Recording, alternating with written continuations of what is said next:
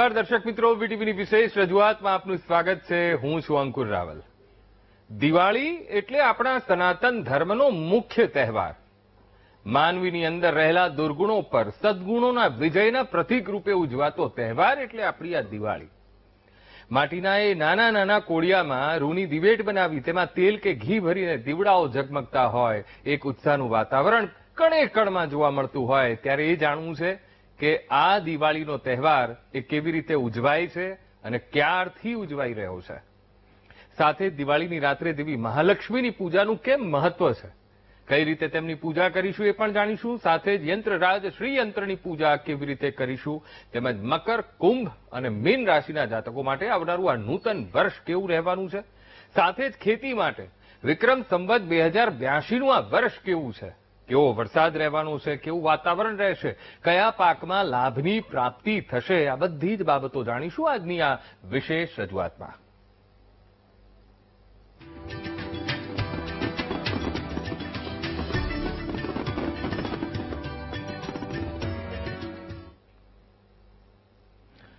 તો દીપોત્સવી પર્વ એટલે આ દિવાળી, અને જેના માટે આપણી સાથે સ્ટુડિયોમાં જોડાયા છે જ્યોતિષાચાર્ય મુકુંદભાઈ પંડ્યા અને જ્યોતિષાચાર્ય ઉમેશભાઈ જોશી. આ બંને મહાનુભાવોનું સ્ટુડિયોમાં ખૂબ ખૂબ સ્વાગત છે. ધન્યવાદ. જય ગણેશ. મુકુંદભાઈ, સૌથી પહેલા જયારે આપણે પંચપર્વ દિવાળીની વાત કરતા હોઈએ ત્યારે સૌથી પહેલો સવાલ એ છે કે દિવાળી શા માટે ઉજવાય છે, કેમ ઉજવાય છે અને ખાસ તો ક્યારથી ઉજવાય છે?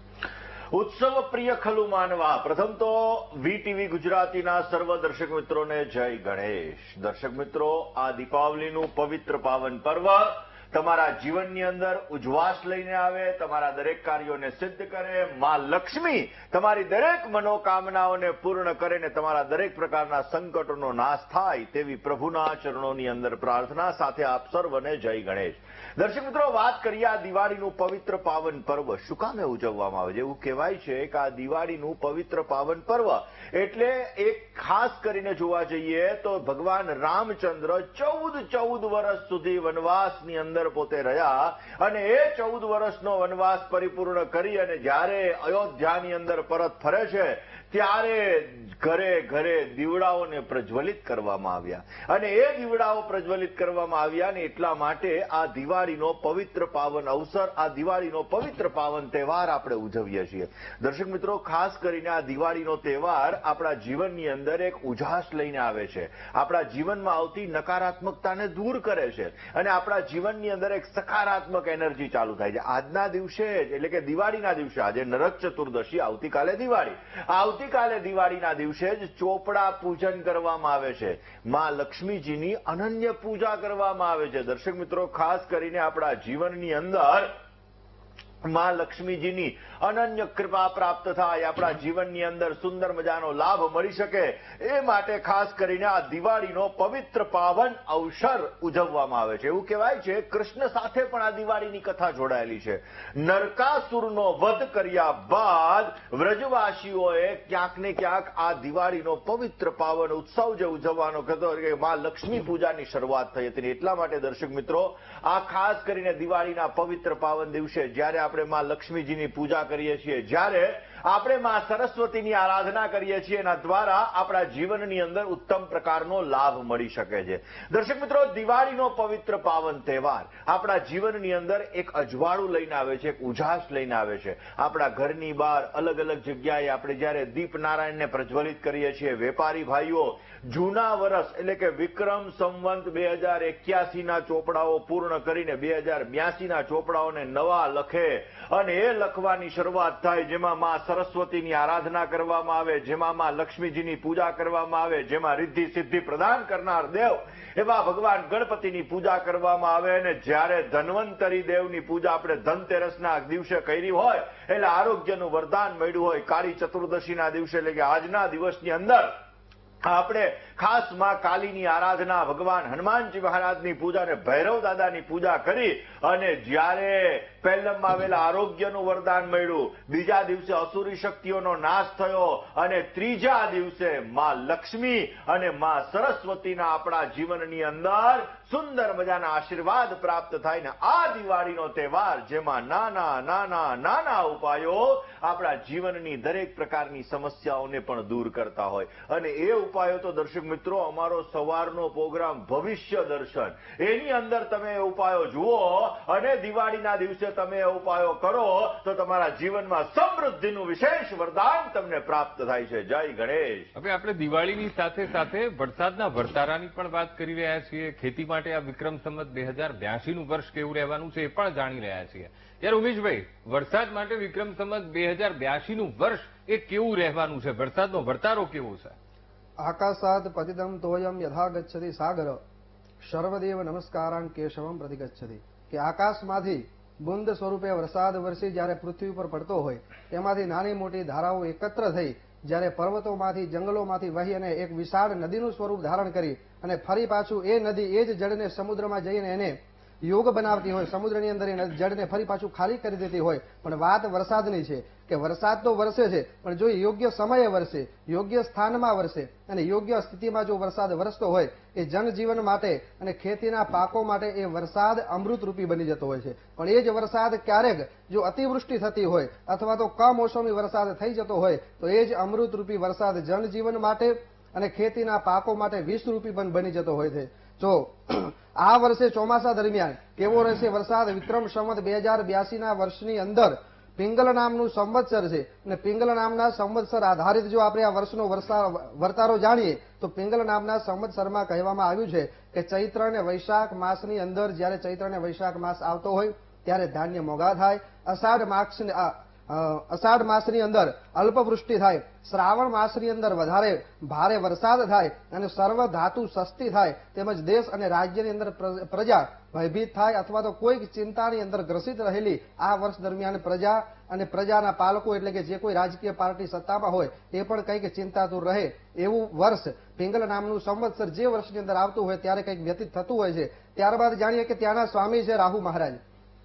આ સંપૂર્ણ વર્ષની અંદર રાહુને આધિત જ્યારે વર્ષ પસાર થતું હોય ત્યારે વરસાદ સારો હોવા છતાં, પાક સારો હોવા છતાં કોઈક કારણો વરસાદ પાક નિષ્ફળ થતો હોય છે. કારણ કે રાહુના પ્રભાવના કારણે વાતાવરણની અંદર રોગચાળો ફેલાય, વાતાવરણ પ્રદૂષિત થાય કે જેના કારણે ખેતીના પાકો નિષ્ફળ થાય અને ખેતીના પાકોની અંદર નવી નવી બીમારીઓ જોવા મળે છે. કદાચ કોઈ ખેડૂત જો એનું ધ્યાન આપી વિશેષ રૂપે એ ખેતીની અંદર જો એને દવા છાંટવામાં આવે તો પાક બચી શકે છે, પણ કંઈક પ્રકારે એની અંદર મુશ્કેલીઓ ખેડૂતને પણ જોવા મળતી હોય છે. ત્યારબાદ આ વર્ષે ચોમાસા દરમિયાન મંગળ મહારાજ કરતા સૂર્ય આગળ ગતિ કરે છે, જે એક વરસાદનો સારો યોગ બને છે, ઉત્તમ યોગ બને છે, જેનાથી ખેડૂતોને આ વર્ષે સારો લાભ પણ થઈ શકે છે. ત્યારબાદ ચોમાસા દરમિયાન ગુરુ મહારાજ કર્ક રાશિમાં, શનિ મીન રાશિમાં અને રાહુ કુંભ રાશિની અંદર વર્ષ દરમિયાન ગોચર કરતા હોવાથી આ વર્ષે વરસાદીય વર્ષ જો જોવા જઈએ તો વરસાદનું વર્ષ આ વર્ષે મધ્યમ રહે. ત્યારબાદ કોઈક સ્થાનોની અંદર પવન સાથે વરસાદ વરસે જેના થકી નુકસાન થવાનો યોગ બને, વાવાઝોડા વંટોળથી પણ નુકસાન થવાનો યોગ બને. કોઈક સ્થાનની અંદર અતિવૃષ્ટિ થાય, કોઈક સ્થાનમાં અનાવૃષ્ટિ થાય તો કોઈક સ્થાનોની અંદર વાતાવરણ દૂષિત થવાથી પાકને અને જનજીવનને પણ નુકસાન થવાના યોગ બને છે.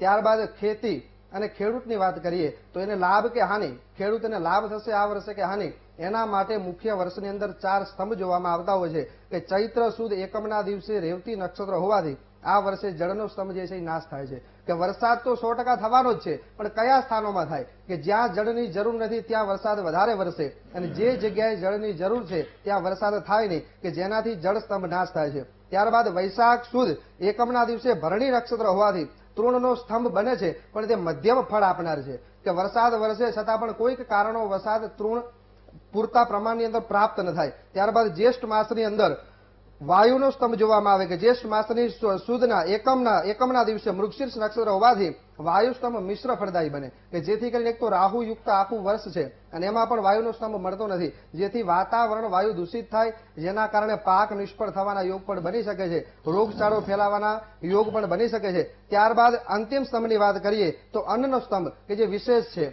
આ વર્ષના વર્તારામાં જો અનાજ સારું થાય તો લોકો સુખી થાય, પણ અષાઢ સુદ એકમના દિવસે પુનર્વસુ નક્ષત્ર હોવાથી અન્નનો સ્તંભ જોવા મળે છે, પણ કોઈક કારણો વસાદ એનું જે ફળ જે છે એ મધ્યમ કક્ષાનું પ્રાપ્ત થાય.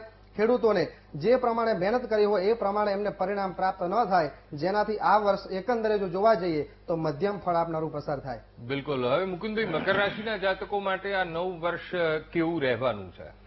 દર્શક મિત્રો, વાત આપણે વિક્રમ સંવત 2082 ની અંદર 12 રાશિ ઉપર કેવી અસર થશે, કારણ કે દર્શક મિત્રો અતિચારી ગુરુ મહારાજ ચાલી રહ્યા છે. એવું કહેવાય છે કે દરેક ગ્રહ પોતાની ચાલ મુજબ ચાલતો હોય ને જ્યારે ગ્રહોની અસર દરેક વ્યક્તિ ઉપર, દેશ અને દુનિયા ઉપર પડતી હોય. આપણે જોયું જ છે કે જ્યારે ગ્રહોના રાશિ પરિવર્તન થાય ત્યારે અલગ અલગ અસરો આપણે જોતા હોઈએ છીએ. પ્લેન ક્રેશથી લઈ અને આપણા જીવનની અંદર જે અત્યારે યુદ્ધની આપણે ઘટનાઓ જોઈએ છીએ, આ બધી ઘટનાઓ પણ ક્યાંક ને ક્યાંક જોવા જઈએ તો ગ્રહ પરિવર્તનની સાથે છે. એટલા માટે જ આ વિક્રમ સંવત 2082 નું સાલ બહુ જ ઇમ્પોર્ટન્ટ વર્ષ છે. મેષથી ધન સુધીની વાત કરી, વાત મકર રાશિની કરીએ. મકરના અક્ષર છે ખ અને જ, જેનો સ્વામી બને છે શનિ મહારાજ. મકર રાશિવાળા જાતકો માટે વર્ષ દરમિયાન આ વર્ષની અંદર કૌટુંબિક અને આંતરિક તકલીફો રહેતી જણાશે. તમારા સંબંધોની અંદર ક્યાંક ને ક્યાંક તમારે મર્યાદાઓ રાખવી જરૂરી છે. મર્યાદાઓને ભૂલી જશો તો તમારા જીવનમાં સમસ્યાઓનું સર્જન થશે. માટે મર્યાદાઓ રાખવી બહુ જરૂરી છે. વડીલ વર્ગ સાથે થોડા ઘણા મન દુખો રહેતા જણાશે.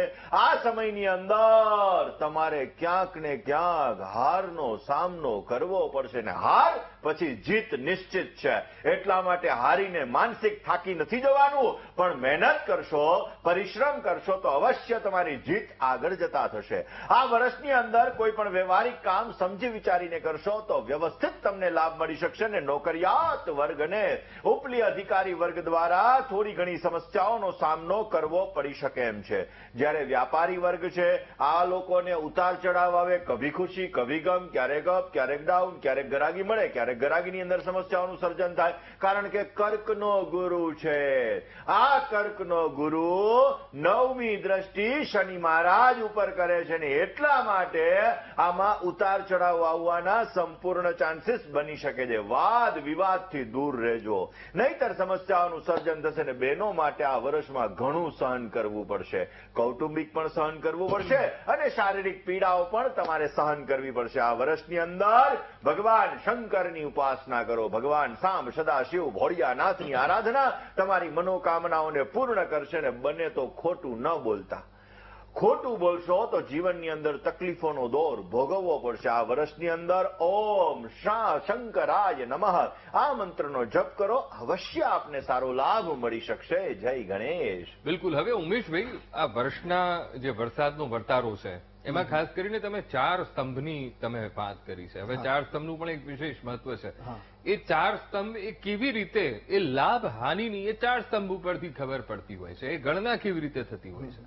વર્ષનો વર્તારો આમ તો આપણે સામાન્ય રીતે ખાલી વરસાદ જોઈએ છીએ, પણ વરસાદ ખેડૂત માટે વરસાદ તો વરસવાનો છે, પણ સમગ્ર જગ્યાએ સર્વત્ર વરસાદ થાય અને એ વરસાદથી ખેડૂતને લાભ થશે કે હાનિ, કેવા રોગચાળા ફેલાશે અને જળ ખેડૂતોને ખેતી માટે ઉપયોગમાં આવશે અને ઉપયોગમાં આવશે તો એ જળ દ્વારા જે કંઈ અન્ન પેદા થશે એ અન્ન જે છે લોકો સુધી કઈ રીતના પહોંચી શકશે, કેટલા પ્રમાણમાં મળશે, દુકાળ પડશે, સુકાળ પડશે, મોંઘવારી આવશે કે પછી સસ્તા થશે અનાજના ભાવ, એ બધું જ જોવા માટે 4 સ્તંભનું વિશેષ મહત્વ બતાવવામાં આવ્યું છે કે જે 4 સ્તંભ દ્વારા આપણે જાણી શકીએ કે સમગ્ર વર્ષ દરમિયાન મેન સિઝન જે ઋતુ જે આવતી હોય છે એ ચોમાસું છે. ચોમાસા ઉપર ખેતી પ્રધાન્ય દેશની અંદર ચોમાસું વિશેષ ફળદાયી બનતું હોય છે. એમાં 4 સ્તંભ જે છે એમાં સૌથી પ્રથમ આવે છે જળનો સ્તંભ, તૃણ સ્તંભ, વાયુ સ્તંભ અને અન્નનો સ્તંભ. તો સૌથી પ્રથમ જો જળ મળે છે, વરસાદ પડવાથી જળ તો મળ્યું, પણ એનાથી તૃણ કહેતા ઘાસ થયું કે નહીં, ઘાસ થશે તો પશુપાલક લોકો સુધી ઘાસ પહોંચી શકે કે જેના થકી દૂધ ઘીના ભાવ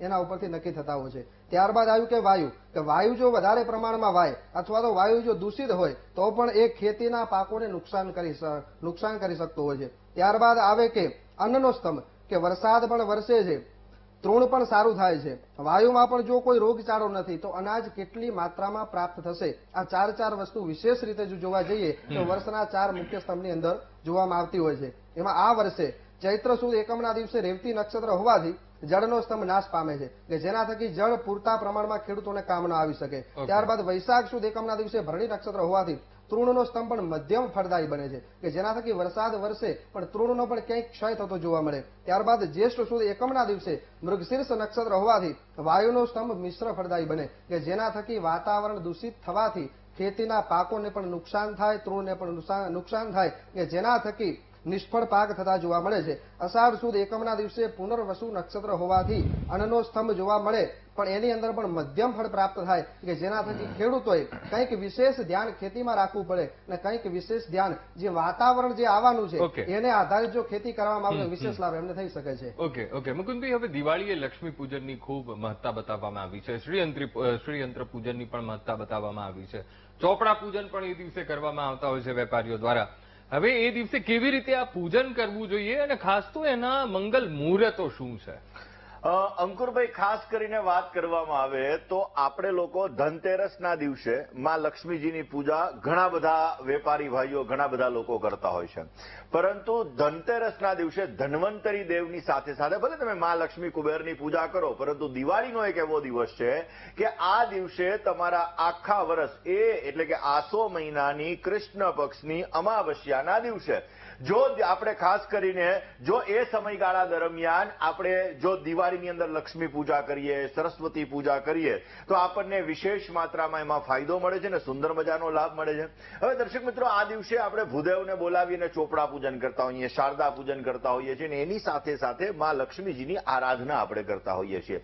માં લક્ષ્મીજીની આરાધના કરવા માટે મેરુ પૃષ્ઠ શ્રીયંત્રની આપણે પૂજા કરતા હોઈએ, શ્રીયંત્રની આપણે પૂજા કરતા હોઈએ, કુર્મ પૃષ્ઠીય શ્રીયંત્રની પૂજા કરતા હોઈએ, કુબેર યંત્રની આપણે પૂજા કરતા હોઈએ. આવા અલગ અલગ યંત્રોની આપણે વિશેષ માત્રામાં પૂજા કરતા હોઈએ છીએ. પૂજામાં અલગ અલગ પ્રકાર છે. એકોપચાર પૂજા આવે એટલે એક ઉપચારથી તમે પૂજા કરી શકો, પંચોપચાર પૂજા જેની અંદર 5 ઉપચારથી તમે પૂજા કરી શકો, ત્યારબાદ ષોડશોપચાર પૂજા એટલે કે 16 ઉપચારથી તમે પૂજા કરી શકો, વિંશોપચાર, ત્રિંશોપચાર ને રાજોપચાર પૂજા આવે. આવી અલગ અલગ પૂજાઓ આપણે કરી શકતા હોઈએ છીએ અને સાથે સાથે શ્રી સુક્તમના પાઠ પણ કરીએ. પણ એમાં મુહૂર્તોનું વિશેષ મહત્વ છે. જેવી રીતે લગ્ન કરવાનો સમય હોય ત્યારે હસ્તમેળાપનો ટાઈમ પરફેક્ટ હોય તો દાંપત્ય જીવન સારું ચાલે, પરંતુ જો એ ટાઈમ આપણે ફટાકડા ફોડવામાં નાચવામાં આપણે ભૂલી ગયા તો દાંપત્ય જીવનમાં તકલીફોનો સામનો કરવો પડે. એવી જ રીતે આ ચોપડા પૂજનમાં પણ મુહૂર્ત વિશેષ માત્રામાં લાભદાયી છે.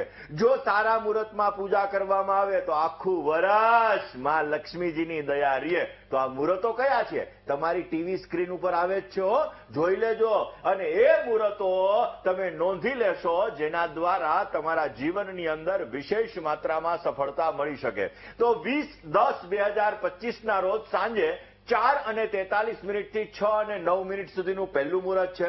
બીજું મુહૂર્ત રાત્રે 10:51 થી 12:24 સુધીનું છે કે જે મુહૂર્તની અંદર પણ તમે વિશેષ માત્રામાં પૂજા કરી શકો. અને ત્રીજું મુહૂર્ત છે એ રાત્રિના સમયનું છે, જે સિંહ લગ્નનું મુહૂર્ત છે, 2 વાગ્યાનું મુહૂર્ત છે. એટલે તમે આ મુહૂર્તોની અંદર વિશેષ માત્રામાં જો માં લક્ષ્મીજીની પૂજન અર્ચન કરો, માં લક્ષ્મીજીની પૂજા કરો, ચોપડા પૂજન કરો તો વિશેષતઃ તમને સારો લાભ મળતો જણાશે ને તમારા જીવનમાં સમૃદ્ધિ પણ અવશ્ય ભગવત કૃપાથી પ્રાપ્ત થશે. જય ગણેશ. ખૂબ સરસ મુકુંદભાઈ. હવે ઉમેશભાઈ, નવા વર્ષમાં કયા ગ્રહની એવી યુતિ પ્રતિયુતિ કે જેના કારણે ઉભા થતા યોગથી દેશ દુનિયાના વાતાવરણ પર કેવી અસર પડતી હોય છે? મિથુનૈવા ધનુર્મેનૈ રાશો મંદ સમાશ્રિતઃ તદા ભૂપ વિનશ્યંતિ પૃથ્વી શોણિત પૂરિતા. કે આ વર્ષ દરમિયાન શનિ મહારાજ જે પૂર્ણ વર્ષ સુધી મીન રાશિની અંદર કે આખું વર્ષ મીન રાશિમાં ગોચર કરે છે કે જેના કારણે ત્યાં એવો ફલાદેશ બતાવવામાં આવ્યો છે કે જ્યારે પણ શનિ મહારાજ મીન રાશિની અંદર ગોચર કરતા હોય ત્યારે રાજ્યમાં, દેશમાં અથવા તો વિશ્વમાં કે જે કોઈ રાજા હોય એ રાજાનો નાશ થવાનો યોગ બને છે. રાજા એટલે કે રાજા સમાન વ્યક્તિ. પહેલાના સમયમાં જ્યારે રાજાઓ હતા ત્યારે આ વસ્તુ શક્ય, પણ અત્યારે હાલની સ્થિતિમાં જોઈએ તો રાજા સમાન જે કોઈ વ્યક્તિ છે કે કોઈ મહાન નેતા હોય, અભિનેતા હોય, સમાજ સેવક હોય, ઉદ્યોગપતિ હોય કે કદાચ કોઈ મહાન સંતનું આ વર્ષ દરમિયાન મૃત્યુ થવાના યોગ બને છે કે જેના થકી પ્રજામાં એક કરુણ લાગણી અનુભવી શકાય. ત્યારબાદ કે આવા કોઈ રાજાનું મૃત્યુ થાય અથવા તો દેવીય, કુદરતીય અને માનવીય કોઈક આપત્તિઓથી જાનહાનિ થવાના કે મોટી સંખ્યામાં, વધારે સંખ્યામાં જાનહાનિ થવાના યોગ પણ આ વર્ષ દરમિયાન બની રહ્યા છે. ત્યારબાદ આ વર્ષે ગુરુ મહારાજ અને શુક્રની કર્ક રાશિની અંદર યુતિ થાય છે કે જેના થકી આ વર્ષ દરમિયાન કોઈક સ્થાનોમાં કમોસમી વરસાદ થાય અથવા તો વાદળ ફાટવા, વધારે પ્રમાણની અંદર વરસાદ થવો કે જેના થકી નદીઓમાં પૂર આવે અને પૂર આવવાથી પણ મોટી સંખ્યામાં જાનહાનિ થાય એવા યોગ પણ આ વર્ષે બને છે. ત્યારબાદ અમુક સ્થાનોની અંદર અલ્પવૃષ્ટિ થાય, અમુક સ્થાનોમાં અતિવૃષ્ટિ થાય અને અમુક સ્થાનોમાં રોગચાળો ફેલાવાથી મૃત્યુ થવાના યોગ પણ બને છે. ત્યારબાદ મીન રાશિની અંદર શનિ મહારાજ અને મંગળની યુતિ થવાથી એક અંગારક નામનો યોગ બને છે કે જે અંગારક નામનો યોગ જે સમય દરમિયાન બને છે એ સમય દરમિયાન વિશ્વમાં કોઈક સ્થાનોની અંદર જ્વાળામુખી ફાટવું અથવા તો રાજ્યમાં દેશમાં કોઈક જગ્યાએ આગ લાગવી કે જેના કારણે લોકોના મૃત્યુ થવા અથવા તો આતંકવાદી હુમલા થવા, બોમ્બ વિસ્ફોટ થવા, આવા યોગ પણ આ વર્ષ દરમિયાન બને છે. ત્યારબાદ જોઈએ તો રાજ્યની અંદર, દેશની અંદર અથવા તો વિશ્વમાં ગૃહ યુદ્ધ થવાની સંભાવના પણ આ વર્ષ દરમિયાન રહેલી છે. એક નેતા થકી યુદ્ધ કરે, એક પાર્ટી બીજી પાર્ટી થકી યુદ્ધ કરે, એક સંત અને બીજા સંતો દ્વારા વિવાદ ચાલે, એક જાતિ વચ્ચે કોઈક ધર્મ યુદ્ધ ચાલે, આવા કંઈક યોગો આ વર્ષ દરમિયાન બને છે જેના થકી આ વર્ષ પણ કંઈક મધ્યમ અને મિશ્ર ફળદાયી નીવડી શકે છે. બિલકુલ બિલકુલ. દર્શક મિત્રો, હવે આગળ એ પણ જાણવાનું છે કે કુંભ અને મીન રાશિના જાતકોનું આવનારું વર્ષ, આ નૂતન વર્ષ કેવું રહેવાનું છે અને સાથે સાથે કયા પાકમાં એ લાભની પ્રાપ્તિ થઈ શકે એ પણ જાણીશું. મુકુંદભાઈ, હવે આપણી સાથે મુકુંદભાઈ અને ઉમેશભાઈ બંને મહાનુભાવો આપણી સાથે જોડાયા છે. હવે મુકુંદભાઈ, કુંભ રાશિના જાતકો માટે તેમજ મીન રાશિના જાતકો માટે આવનારું નવું વર્ષ કેવું રહેવાનું છે? દર્શક મિત્રો, વાત કરી રહ્યા છીએ 11મી રાશિ એટલે કે કુંભ રાશિની. કુંભ રાશિ કે જેના અક્ષર છે ગ, શ, શ અને સ, જેનો સ્વામી બને છે શનિ મહારાજ. કુંભ રાશિવાળા જાતકો માટે ગુરુ મહારાજ આ વર્ષની શરૂઆતની અંદર તમારા પંચમ સ્થાનની અંદર રહેવાના છે, જેના લીધે અને વર્ષના અંત ભાગની અંદર આ ગુરુ મહારાજ તમને ક્યાંક ને ક્યાંક તકલીફ આપતા હોય, પીડા આપતા હોય એવા લાગી રહ્યા છે અને એટલા માટે સ્થાવર મિલકતનો મોહ થોડો ઘણો વધતો જણાશે. આ વર્ષની અંદર ધર્મ કર્મની અંદર તમે થોડા રચ્યા પચ્યા રહેશો અને ભગવત કૃપાથી તમને સારો લાભ પણ મળી શકે, પણ પિત્તજન્ય બીમારીનો યોગ બની શકે એમ છે. આર્થિક લાભ હોવા છતાં આ વર્ષની અંદર નાણાકીય ખેંચતાણનો અનુભવ થતો જણાશે. ગુપ્ત દર્દોથી તમારે સાવચેતી રાખવી બહુ જરૂરી રહેશે અને કૌટુંબિક દ્રષ્ટિએ આ સમય તમારા માટે મધ્યમ છે. આ વર્ષની અંદર પરિવારના સભ્યો વચ્ચે થોડું ઘણું મન દુઃખ રહેશે, પણ આ મન દુઃખને જો તમે દૂર કરવા માટેના પ્રયત્ન કરશો તો બેટર રિઝલ્ટ મળશે, કારણ કે નમે તે સૌને ગમે, નમીને રહેજો, લેટ ગોની ભાવના રાખજો, વિશેષ લાભ મળશે. આ વર્ષની અંદર જવાબદારીઓનું પ્રમાણ પણ તમારે વધતું જણાય. ઉતાવળિયા નિર્ણયો ન લેવા પણ બહુ જરૂરી છે. આર્થિક દ્રષ્ટિએ સાહસિક કાર્યોથી તમારે દૂર રહેવું બહુ જરૂરી રહેશે અને દાંપત્ય જીવનની અંદર થોડી ઘણી તકલીફોનો સામનો તમારે કરવો પડી શકે એમ છે. આ વર્ષની અંદર સારો લાભ જોઈએ છીએ તો વિદ્યાર્થી બંધુઓએ બેટર રિઝલ્ટ મેળવવા માટે કોન્ફિડન્સ લેવલ વધારવું જરૂરી રહેશે. આ વર્ષની અંદર માતા પિતાની અવગણના ન કરતા માતા પિતાની સેવા કરશો તો વિશેષ લાભ મળશે. ઓમ મુકુંદાય નમઃ આ મંત્રનો તમે જપ કરશો તો એનાથી પણ તમને સારો લાભ મળી શકશે. દર્શક મિત્રો, આખા વર્ષ દરમિયાન શનિ મહારાજ પોતે મીન રાશિની અંદર બિરાજમાન રહેવાના છે. એટલે ગયા વર્ષે જે વાત કરી હતી કે ભાઈ શનિ મહારાજ આ સમયે બદલે છે અને આ રાશિને પનોતી છે, એવી રીતે આ 2000 વિક્રમ સંવત 2082ની સાલની અંદર કુંભ રાશિ, મીન રાશિ અને મેષ રાશિ આ ત્રણ રાશિના જાતકોને 7.5ની પનોતી ચાલી રહી છે અને હજી ચાલવાની છે. જ્યારે ધન રાશિ અને સિંહ રાશિ આ બે રાશિના જાતકોને 2.5 વર્ષની પનોતી ચાલવાની છે. એટલે આ બે રાશિના જાતકોને, આ ત્રણ રાશિના જાતકોએ પનોતીની અંદર હનુમાનજીની ઉપાસના કરવી અને શનિ મહારાજના મંત્રનો જપ કરવો તમારા માટે લાભદાયી રહેશે. જય ગણેશ. બિલકુલ મુકુંદભાઈ, મીન રાશિના જાતકોનું આ આવનારું વર્ષ કેવું રહેશે એ પણ જણાવશો. દર્શક મિત્રો, વાત 12મી રાશિ એટલે કે મીન રાશિની કરી લઈએ. મીનના અક્ષર દ, ચ, ઝ અને થ, જેનો સ્વામી ગુરુ મહારાજ. આ વર્ષની અંદર તમારા સંતાનોનો વિકાસ થતો જણાશે. દસ્તાવેજી બાબતોની અંદર સંભાળ રાખવી બહુ જરૂરી રહેશે અને વડીલ વર્ગના સ્વાસ્થ્ય બાબતે તકેદારી રાખવી આવશ્યક રહેશે. પેટ અને આંતરડાની તકલીફ થોડી ઘણી રહેતી જણાય અને કૌટુંબિક સુખાકારી મિશ્ર ફળદાયી રહેતી જણાશે. આ વર્ષની અંદર ઢીચણના દુખાવાને લગતી ફરિયાદ પણ રહી શકે. આર્થિક બાબતોની અંદર સાચવીને નિર્ણય કરવા બહુ જરૂરી છે. પતિ ઉપર કે પત્ની ઉપર બહુ શંકા કુશંકા ન કરતા, નહીતર દાંપત્ય જીવનમાં ઝઘડાઓ થવાના સંપૂર્ણ ચાન્સીસ બની શકે એમ છે. વેપારી વર્ગને અંગત ઓળખાણથી સારો લાભ મળી શકે અને બહેનોએ પોતાની કાર્ય પદ્ધતિની અંદર થોડો ઘણો સુધારો પણ કરવો પડી શકે એમ છે. વિદેશ જવાની ઈચ્છા તમારી અવશ્ય પરિપૂર્ણ થતી જણાય અને વિષ્ણુ સહસ્રનો પાઠ કરવો તમારા માટે અત્યંત લાભદાયી છે. કોઈ પણ નાના વ્યક્તિની અવગણના ન કરતા, નહીતર સમસ્યાઓનું સર્જન થતું જણાશે. ઓમ અચ્યુતાય નમઃ આ મંત્રનો જપ કરવો તમારા માટે લાભદાયી છે. આ વર્ષનું ફળ છે અમારા પ્રોગ્રામ પ્રોડ્યુસર સાહેબે કીધું એ મુજબ તાત્કાલિક લઈ લીધું. જય ગણેશ. બિલકુલ બિલકુલ, થેન્ક યુ, ખૂબ ખૂબ આભાર. ઉમેશભાઈ, હવે નવા વર્ષમાં કયા પાકો લેવા એ વધુ લાભકારી કે ફાયદાકારક રહેશે? સામાન્ય રીતે જો જોઈએ તો આવનારા વર્ષની અંદર ચોમાસું જ્યારે શરૂ થતું હોય ત્યારે 1 થી 1.5 મહિના સુધી વરસાદ બહુ ઓછો છે. કોઈક સ્થાનોમાં સામાન્ય વરસાદ જોવા મળે. ત્યારબાદ જે મધ્ય ચોમાસું જે કહેવાય, મધ્ય ભાગ ચોમાસાનો, એના અંદર વરસાદ સર્વત્ર સારો થવાનો યોગ છે. અને અંતિમ જે ચોમાસાનું જે ચરણ છે, છેલ્લો સમય, એની અંદર પણ અમુક સ્થાનોમાં વધારે વરસાદ થાય, અમુક સ્થાનોમાં હળવો વરસાદ થાય, અથવા તો અમુક સ્થાનોમાં વરસાદ ન પણ થાય. તો એ રીતના વરસાદને ધ્યાનમાં રાખી અને ખેડૂતોએ ખેતી કરવી જોઈએ. એની અંદર વિશેષ રીતે જો જોઈએ તો જુવાર, બાજરી, એરંડા, મગ, મઠ અને તેલીબિયાનું જો વાવેતર કરવામાં આવે, યોગ્ય સમય જો એનું વાવેતર થઈ જાય તો ખેડૂતોને સારા પ્રમાણની અંદર લાભ પ્રાપ્ત થઈ શકે છે. ત્યારબાદ ખાસ કરીને ખેડૂતો એક વસ્તુને ધ્યાનમાં રાખવાની છે કે આગામી વર્ષની અંદર ઘઉંના પાકને, જીરું, કપાસ, મગફળી જેવા પાકોને નુકસાન થવાના યોગ બને છે. કદાચ જો એનું વાવેતર કરવાનું હોય તો એનું યોગ્ય સમયે વાવેતર થાય, યોગ્ય સમયે એની સાર સંભાળ થાય, અને યોગ્ય સમયે જે કંઈ કદાચ કોઈ એને બીમારી આ કંઈ લાગુ પડતું હોય તો એની દવાઓ કરવાની જવાબદારી એમને વિશેષ રીતે આ વર્ષ દરમિયાન થોડું ધ્યાનમાં રાખવું રહ્યું. ત્યારબાદ વર્ષની અંદર રાહુ પ્રધાન હોવાથી, ઝેરી વાયુ તેમજ વાતાવરણ દૂષિત થવાથી પાકોની અંદર નવી નવી બીમારીઓ પણ આવી શકે છે. જેના કારણે એવા પાકોને વાવેતર કરવું કે જેની અંદર બીમારીને પહોંચી શકાય.